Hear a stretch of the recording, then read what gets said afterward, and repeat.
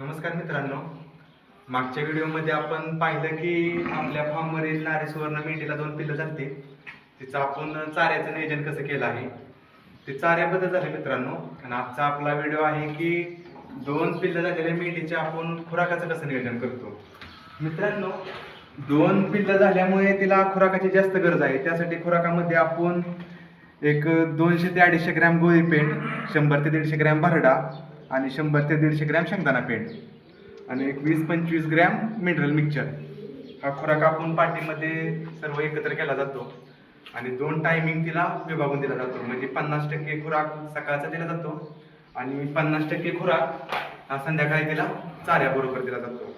मित्रांनो, आपण जर चाऱ्याचं खुराकाचं जर योग्य नियोजन केलं तरच आपल्याला अपेक्षित आपल्या पिल्लांचीही वाढ भेटणार आहे. मित्रांनो, पिल्लांची वाढ अवलंबून कशावर राहणार आहे तर आपली मेंढी दूध उत्पादन किती देते याच्यावरती पिल्लांचं आपल्या वजन वाढ राहणार आहे.